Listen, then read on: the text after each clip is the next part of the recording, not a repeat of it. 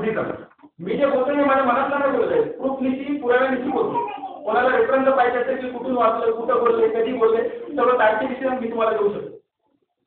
तर बाबासाहेब एकदम रागवले त्याच्यावर आणि बाबासाहेब काय बोलतात, अच्छा त्या महाबोधी सोसायटीमध्ये काम करतो ज्याचा अध्यक्ष डॉक्टर श्यामाप्रसाद मुखर्जी बंगाली ब्राह्मण आहे.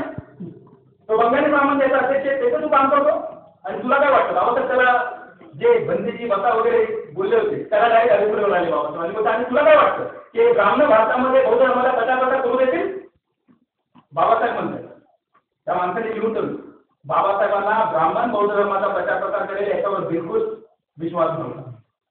ही गोष्ट आपण समजून घेतली पाहिजे. त्याच्यानंतर 4 डिसेंबर 1954ला 4 डिसेंबर 1954ला म्हणजे महापरिनिर्वाणाच्या 2 वर्ष पहिला बाबासाहेब रंगूनला जात आहेत आणि रंगूनला एका बौद्ध परिषदेमध्ये बोलतात की आज भारतामध्ये बौद्ध धर्माला जर कोणातून धोका असेल, खतरा असेल तर तो फक्त आणि फक्त ब्राह्मण. 1954ला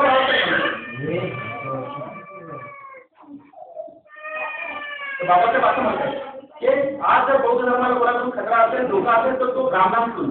कारण ब्राह्मण, बाबासाहेब म्हणतायत की ब्राह्मण उद्दिष्ट कधी बदलत नाही. ब्राह्मणाचं उद्दिष्ट काय असतं तर बहुजनांवर अधिपत्य गाजवणं, बहुजनांना गुलाम करणं.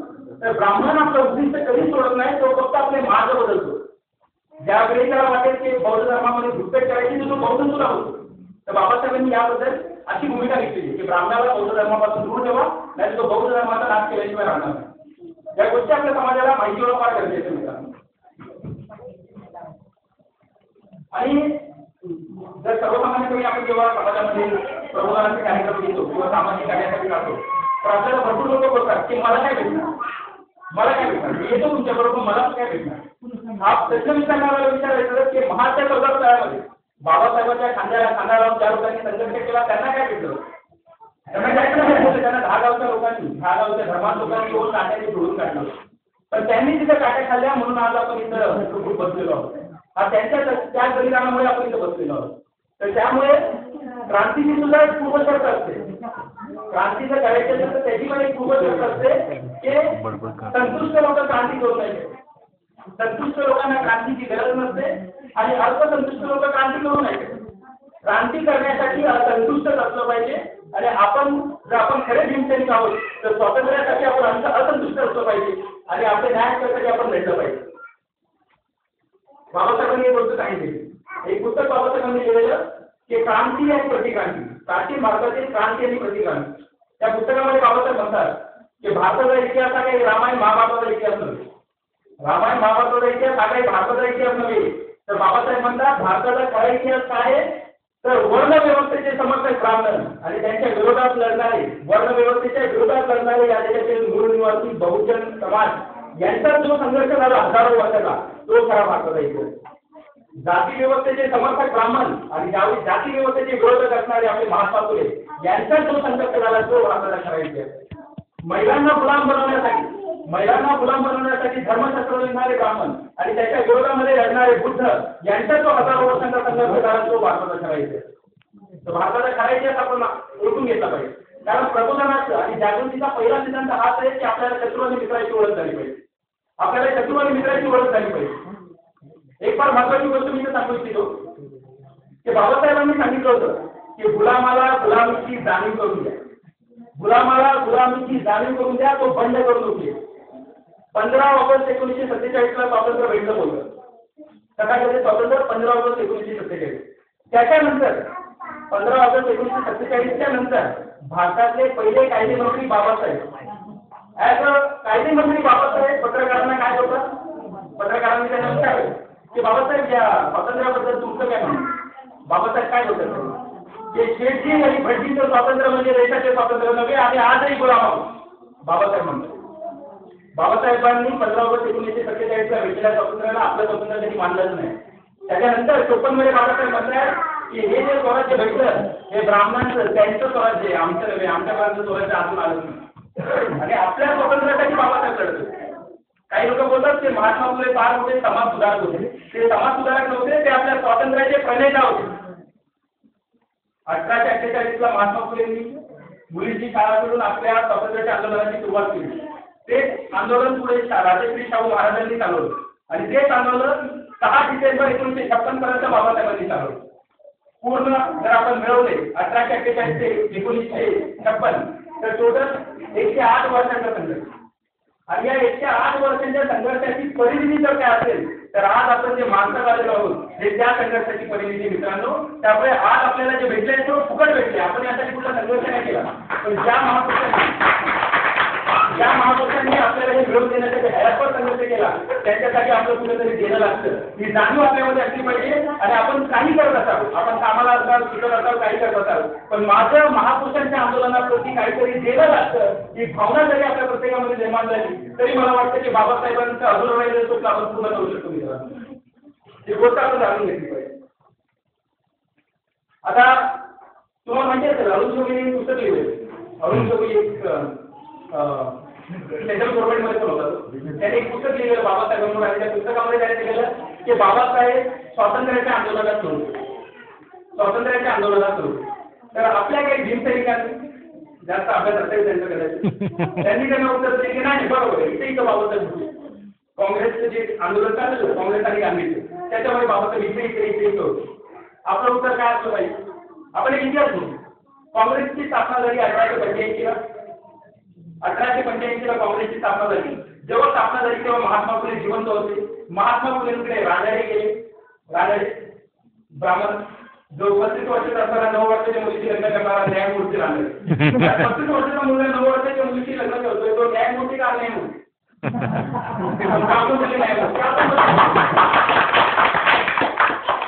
तर तो राजाडे महात्मा फुलेंकडे गेला आणि म्हणाला की तुम्ही आमच्या काँग्रेसमध्ये या. तर महात्मा फुले तेव्हाची मराठी पुण्याची 150 वर्षापूर्वी माझ्या घालमोड्या दादा ज्ञान आहे. महात्मा फुले बोलतो माझ्या घालमोड्या दादा ज्ञान आहे. तुम्ही उंटावरून बसून वेंद्र हाकणारे होतं माझ्या समाजाचं काय करा. मला तुमच्यावर भरोसा नाही आणि तुमची जी काँग्रेस आहे ती काँग्रेस नाही ती ब्राह्मण सभा आहे न्याय येत नाही. महात्मा फुले. त्याच्यानंतर शाहू महाराजांकडे टिळक गेले. शाहू महाराज कोल्हापूरचे आपल्या मी सातारा कोरे होतो कोल्हापूरचे शाहू महाराज. तर शाहू महाराजांकडे टिळक गेले की तुमच्यासारखा राजा जर काँग्रेसमध्ये आला तर आपल्या स्वातंत्र्याच्या आंदोलनाला कडाकी येईल. शाहू महाराज बोलतात अरे माझ्यासारख्या गेल्याला तुम्ही सुधरू देत नाही. तुमचं स्वातंत्र्य आल्यावर माझ्या मेंढरासारख्या समाजाचं काय करायचं. मेंढरांचा कळप राखणारा मोठा जर लहानगा असेल तर त्या कळपाचं काय व्हायचं. न्याय येत नाही. त्याच्यानंतर परत काँग्रेसने प्रयत्न केला. बाबासाहेब आंबेडकर 24-25 वर्षाची अमेरिकेमध्ये PhD करत होते. लाला लजपत रायला माहिती पडलं की अस्पृश्य समाजातला मुलगा अमेरिकेला गेला PhD करायला. लाला लजपत राय अमेरिकेला बघा एक आपलं भेटायचं तिकडंच आपण गळ झालो म्हणून तिकडे गेलो आणि बाबासाहेबांना बोलतात तुम्ही किती विद्वान आहात. बाबासाहेबांना लाला लजपत राय 25 वर्षाचे बाबासाहेब तुम्ही किती विद्वान आहात. तुमच्या विद्वत्तेचा फायदा काँग्रेसला जर झाला तर आपल्या भारतामध्ये आपण स्वातंत्र्य आंदोलन मोठ्या प्रमाणावर घेऊ. तर बाबासाहेब बोलले मी शिकायला आलं तर तू शिकू द्या. बाबासाहेब 25 वर्षाचे बाबासाहेब मी जर शिकायला आलं तर तू शिकू द्या विचार नका करू. नंतर बाबासाहेब भारताला परत लाला लजपत राय त्यांच्याकडे गेला 1920 आणि बोलतो आता तरी आहे आता तुमचं शिक्षण पूर्ण झालं आता तरी आहे. तर बाबासाहेबांनी काय उत्तर दिलं. बाबासाहेबांनी बोलले जा मला काम मिळेल. बाबासाहेबांनी त्याला पाठवून दिलं लाला लजपत रायला. त्याच्यानंतर बाबासाहेबांनी मूक नायक पेपर चालू झाला. मूक नायकमध्ये संपादकीय बाबासाहेबांनी लिहिले आणि त्याच्यामध्ये बाबासाहेब काय बोलतात हे काँग्रेसचं आणि गांधीचं जे आंदोलन चाललं ना ब्रिटिशांच्या विरोधामध्ये त्याच्यामध्ये बाबासाहेब काय बोलतात पारतंत्र्यामध्ये त्यांच्या बाटाचा होत नाही स्वातंत्र्य भेटल्यावर त्यांच्या लाटा खाल्ला.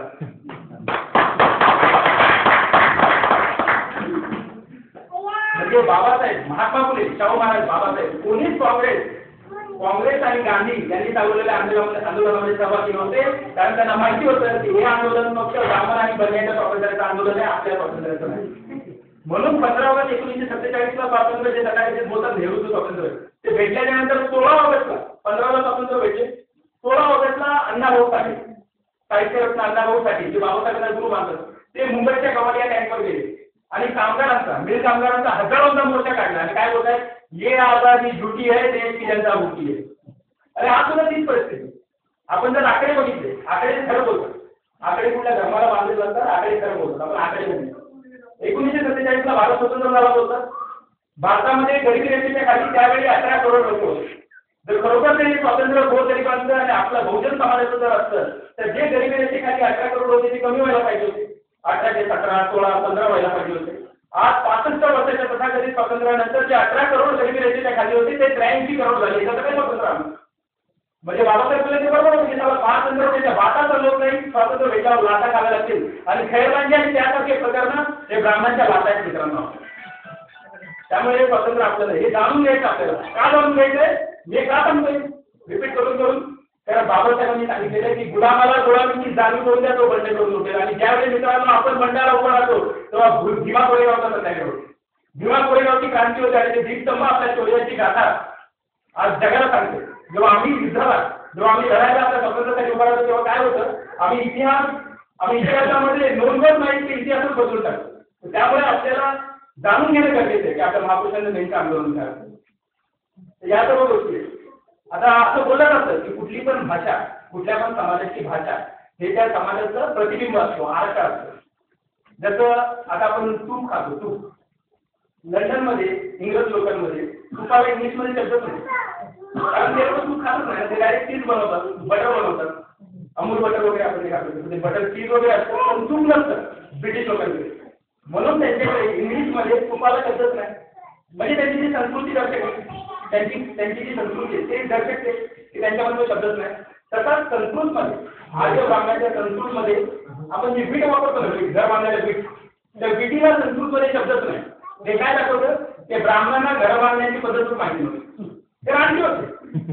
त्यामुळे आता हडप्पा संस्कृतीचे जुने औषध भेटतात, कोणाकोणाचे भेटतात ते ममी 3,500 वर्षापूर्वीची इजिप्तमध्ये ते भेटतात. आर्यांचे ब्राह्मणांचे काही पूर्वजांनी काय सोडलेलं काय भेटतं काय तुम्हाला, कारण त्यांना माहितच नव्हतं. त्याचप्रमाणे आता अरबचे लोक आहेत, अरेबियन लोक हे लढाऊ होतं, तिथं नेहमी लढाई व्हायच्या. तर त्यामुळे त्यांच्या संस्कृतीमध्ये त्यांच्या अरेबियन भाषेमध्ये शस्त्रांना हत्यारांना जवळजवळ 500 पेक्षा जास्त शब्द आहेत. ते 500 शब्द काय दर्शवतं की त्यांची संस्कृती लढाऊ. शस्त्राला तर 500 शब्द आहेत, वेगवेगळे शब्द आहेत शस्त्रांसाठी. म्हणजे अरेबियन लोकांची संस्कृती ही लढाऊ हे दाखवतं. आता ब्राह्मणांसोबत संस्कृतमध्ये विटेला शब्दच नाही, बेशराची शब्द नाही, बेशर 232 हे काय करतो ब्राह्मणांची संस्कृती वेश्यावृत्तीची संस्कृती. त्यांची संस्कृती वेश्या 232 शब्द वेश्यावृत्ती म्हणजे त्यांची संस्कृती वेश्यावृत्तीची संस्कृती. आता आपल्या इथं आपण आता असं बोललं नाही पाहिजे पण भारिक शब्द आहे संस्कृतमध्ये. त्या भारिकवरून आता आपण जे बोलतो की भडवा वगैरे हा संस्कृतचा उगम आहे. हे संस्कृतमधून आले, संस्कृतमध्ये भारिक म्हणजे भडवा आणि हा शब्द त्यांच्याच सापडतो मराठी भाषेत काय वापरतो. मग भारिक जर हा संस्कृत शब्द आहे तो भडव्यासाठी वापरतात. म्हणजे ब्राह्मणांची संस्कृती जी वेश्यावृत्तीची आणि भडवीची संस्कृती आणि त्यांनी आम्हाला 400 वर्ष शिवाजी महाराज त्यांच्या लायकी होती, त्यांची माहिती नव्हती त्यांनी मी नाकारलं आणि आम्हाला शिवाजी महाराज आणि आम्हाला बोलतात तुमच्याच काही ही त्यांची संस्कृती ही त्यांची लायकी.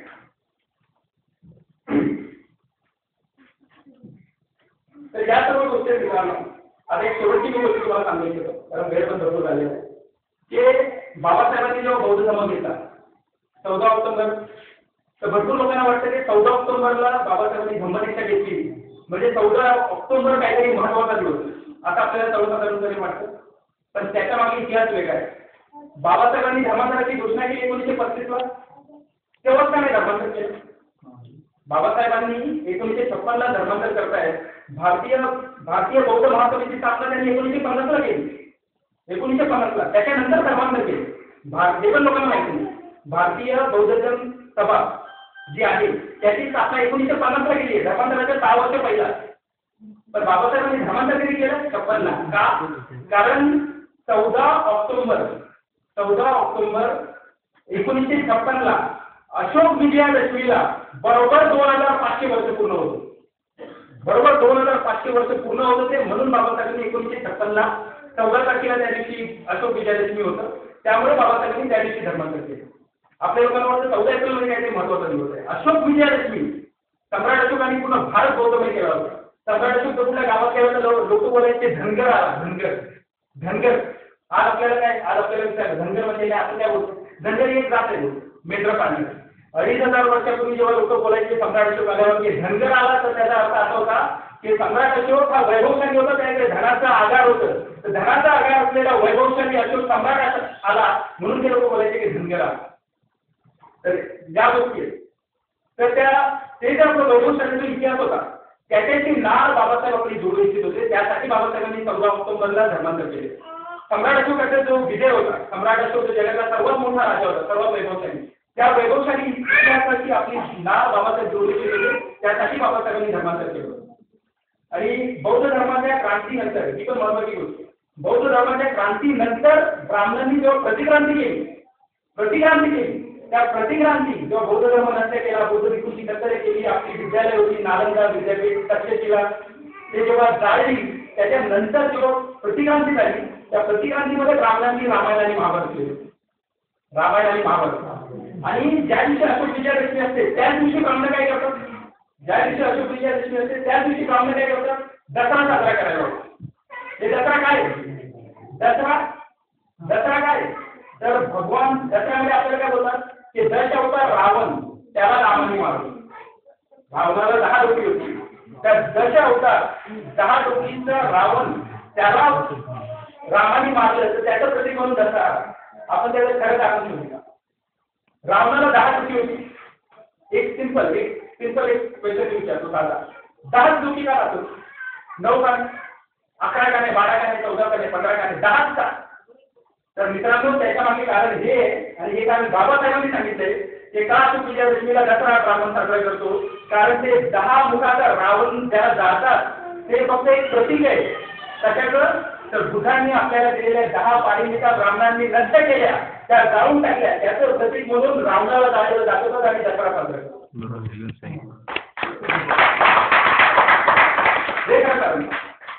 हे खरं हे आपल्याला समजून घेतलं पाहिजे. आणि आता एक गोष्ट मी तुम्हाला शेवटच्या संपत झालं.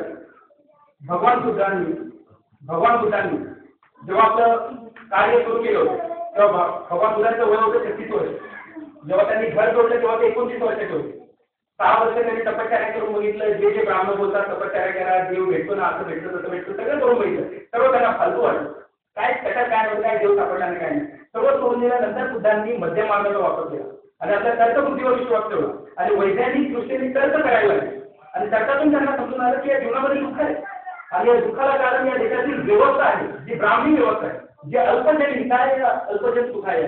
तर त्याच्या विरोधामध्ये जाऊन बुद्धांनी काय बोललं, आता धर्म नव्हे, आता धर्म नाही पाहिजे ज्याच्यामध्ये अल्पजनांचं हित आहे आणि अल्पजनांचं सुख आहे. तर त्याच्या विरोधामध्ये जाऊन बुद्धांनी 2500 वर्षापूर्वी पहिला जो सारनाथ या ठिकाणी जेव्हा पहिली धम्मदीक्षा दिली, तर तेव्हा बुद्ध काय म्हणतात की बहुजन हिताय बहुजन सुखाय करत भिक्खवे चारकम आदि कल्याण मध्य कल्याण अंत कल्याण बहुजन हिताय बहुजन सुखाय. आता धर्म पाहिजे ज्याच्यामध्ये बहुजनांचं कल्याण असेल, अल्पजनांची नव्हे. तर हे काय होतं, तर हे ब्राह्मणी व्यवस्थेच्या विरोधामध्ये उचललेलं पाऊल होतं. ब्राह्मणी व्यवस्थेच्या विरोधामध्ये बुद्धांनी उचललेलं हे पाऊल होतं. त्याची दुसरी गोष्ट मी तुम्हाला सांगतो. जेव्हा तुम्ही आंदोलन करता तुम्हाला लोक पाहिजे, लोकांचा सपोर्ट कसा भेटणार? जेव्हा तुम्ही लोकांच्या समस्येला हात घालाल तेव्हा तो तुमच्या बरोबर येणार. बुद्धांच्या काळामध्ये ब्राह्मण वैदिक रीतीने वैदिक पद्धतीने यज्ञ करायचे आणि यज्ञ करण्यामध्ये यज्ञामध्ये ब्राह्मण गाय आणि बैलांना कापायची बळी द्यायची. याचे पुरावे त्याच्या विरोधामध्ये बुद्धांनी काय केलं, शेतकऱ्याकडे गेले.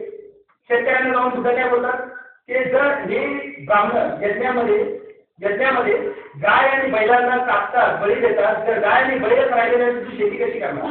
आणि आज जर तू जगाचा पुरुष नाही उद्या तू स्वतःचं तरी पोट कसं भरणार, पोरांचं पोट कसं भरणार, हे त्या शेतकऱ्याला पडलं. आणि त्यामुळे ते सर्व शेतकरी त्या काळातले 2500 वर्षापूर्वी सर्व बुद्धाच्या बाजूने उभे राहिले आणि असं करून पूर्ण भारत बौद्धमय झाला होता. मित्रांनो, आम्हाला या गोष्टीतून शिकायचं आहे की जोपर्यंत समाजामध्ये आज आपण बघतो की स्त्री गुलामी आहे, महिलांची गुलामी, महिलांच्या गुलामीच्या मुद्द्याला जर आपण हात घातला आणि महिलांच्या न्याय हक्कासाठी जर आपण पुढे आलो तर महिला या देशातील सबंध महिला बौद्ध धर्म घ्यायला मागे ठरवणार. त्याबरोबर या देशामध्ये जातीयता आहे, त्याला जर आपण मुद्दा बनवला आणि जातीयता नष्ट करण्यासाठी जर पुढे आलो तर या 6000 जातींना जोडून आपण त्यांना बौद्ध धर्मामध्ये पुढे येऊ शकतो. त्याचप्रमाणे आदिवासींचं वर्गीकरण केलं जाते, त्यांच्यावर अन्याय केला जातो, त्यांना सुद्धा जोडण्यासाठी जर आपण जर एक मुद्दा बनवला आणि त्यांच्यासाठी संघर्ष केला ते पण आपल्या बौद्ध धर्माकडे येऊ शकतात. अशी अपेक्षा बाबासाहेबांना होती भारत बौद्धमय करण्यासाठी. जर मी तुमच्या वेळेला लढलो तर तुम्ही माझ्या बरोबर येणार ना. आता तो कोणी कोणासाठी काम नाही करत. तर ही बाबासाहेबांची अपेक्षा होती. तर या सर्व गोष्टी मित्रांनो, तर शेवटी मी एवढंच बोलेन की आपल्याला या देशामध्ये आम्हाला बोलतात की तुम्ही ब्राह्मणाच्या विरोधात बोलता, याच्या विरोधात बोलता, त्याच्या विरोधात बोलता, स्पष्टपणे सांगू इच्छितो या देशामध्ये आपण बघतोय की या देशामध्ये स्त्रीला नागवलं जातं, आदिवासींना निष्पाप आदिवासींवर गोळ्या काढल्या जातात आणि संविधानाच्या राजरोसपणे संविधानाच्या प्रत्येक कलमाचा मुद्दा पाडला जातो. तेव्हा आमच्या भावना पेटतात, आमच्या हातामध्ये आमच्या हाताची शस्त्र हिरावून घेतली. हजारो वर्ष मन मारून आम्हाला जगायला होतं. हजारो वर्ष मन मारून आम्हाला जगायला होतं. डोकं असून डोक्यातला मेंदू आमचा रिकामी केला. त्या व्यवस्थेला आणि त्या परंपरेला, त्या व्यवस्थेला, त्या परंपरेला आणि त्या जोपासणाऱ्या ब्राह्मणांना या जगाच्या पाठीवरून उखाडून फेकून तरच आम्ही सत्य भिंत आपल्या जीवनाचा उद्देशच असला पाहिजे. आता सगळं झालंय परत मला ज्या लोकांनी इथं बोलायची संधी उपलब्ध करून दिली परत, आणि आपण सर्व त्यांनी मला शांत ठिकाणी ऐकून घेतलं. आणि मी जे बोललो त्याच्यावर कुणीच विश्वास ठेवू नका, कारण बुद्धांनी पण सांगितलं की मी बोलतो म्हणून विश्वास ठेवू नका. तुम्ही तुमच्या तर्कबुद्धीवर त्याला घाता, विज्ञान निष्ठ आहे का बघा, आणि जर पटत असेल तर माना. मी जे बोलतोय मानू नका, त्याच्यावर विचार करा. आणि बाबासाहेबांनी फक्त आपल्याला अगरबत्ती मेणबत्ती करून भक्ती करायची का बाबासाहेबांचा अनुयायी करायचे हे आपल्याला ठरवायचे मित्रांनो. कारण बाबासाहेबांनी पण सांगितलं की तुमच्याकडे पैसा नसेल चालेल, बुद्धी नसेल चालेल, पण मला निष्ठावान मानलं पाहिजे. आणि ती निष्ठा कशी पाहिजे, तर ज्या आईनी सतत 9 महिने त्रास देऊन आपल्याला जन्म दिला, त्या आईच्या नजरेला नजर मिळून आम्हाला प्रामाणिकपणाने म्हणता आलं पाहिजे की आई आपल्या आईच्या खुशीला पण लाजवतील, अशा दलालाने भडव्याच्या पंक्तीला मी नव्हे. तर महापुरुषांच्या अपेक्षेवर पुढचा उतरणारा, जो खरं बोलायला व सत्य प्रकारपणे मांडायला पुढे त्या बाबाच्या बाबाला घाबरत नाही, त्या भिंत निकाला सुद्धा. आणि हे करत असताना मित्रांनो आपल्याला एक काय 2 काय हजारो मेले तरी चालतील, पण बाबासाहेबांच्या निर्भीड आणि स्वाभिमानी आंदोलनाची शान ते मात्र सुद्धा कमी होता कामा नाही. ही शपथ घ्यायची बाबासाहेबांची चरणी असेल. जय भीम.